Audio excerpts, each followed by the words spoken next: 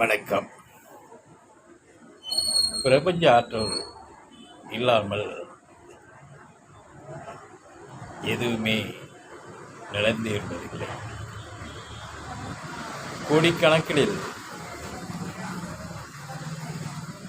நாம் விண்வெளிக்கு நம் விஞ்ஞானிகள் செலுத்துகிறார்கள்.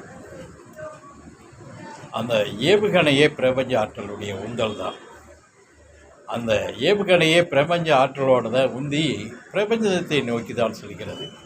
லேசாக சாய்ந்தால் கூட அந்த பிரபஞ்ச இயக்கத்திலிருந்து லேசாக சாய்ந்தால் கூட அது சென்றடைவதில் தடைகள் இருக்கின்றது.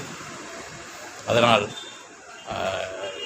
அனைத்துமே எல்லா நிலையுமே பிரபஞ்ச ஆற்றலோடு தான் இயங்கிக் கொண்டிருக்கிறது. பிரபஞ்ச ஆற்றலால் தான் நடந்து கொண்டிருக்கிறது. அது விஞ்ஞானமாக இருந்தாலும் சரி, மெஞ்ஞானமாக இருந்தாலும் சரி, எதுவாக இருந்தாலும் அனைத்துமே பிரபஞ்சத்துடைய தொடர்புடையது தான். தனிப்பட்ட நிலையிலே இருப்பதில்லை. நான் காலையில் நாம் எழுந்தவுடன் மாலையில் முடியும் வரை பிரபஞ்ச ஆற்றலோடு தான் ஜீவிக்கிறோம். இரவிலும் அந்த கதிரோடு தான், அந்த பிரபஞ்ச கதிரோடு தான் ஜீவிக்கிறோம், வாழ்கிறோம், நித்திரை கொள்கிறோம். பிரபஞ்ச இயக்கம் இல்லை என்றால் ஜெக இயக்கம் இல்லை. அதுதான் உண்மை. இது ஒன்றே போதும். இறை தொடருக்கு இந்த பிரபஞ்சத்தினுடைய தொடர்புடைய நிலையே போதும். ஆனால் எப்படிப்பட்ட விஞ்ஞானியும் பிரபஞ்ச ஆற்றலை நேசிக்கிறார்கள், அது உள்வாங்குகிறார்கள், அது உண்மை என்று ஏற்றுக்கொள்வார்கள்.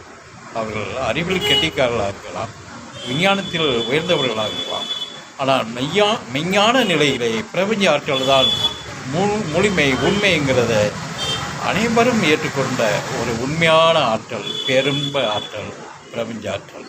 அதை யாருமே மறுக்க மாட்டார்கள். அது வெளிப்படையாக சில பேர் சொல்லியிருக்காங்க விஞ்ஞானிகளை, உண்மையதான் அப்படின்னு சில பேர் சொல்லுவாங்க. அதில் சில பேர் ஆற்றலை உணர்ந்து அதை பறைசாற்ற மாட்டார்கள், அதோடு ஜீவிப்பார்கள்.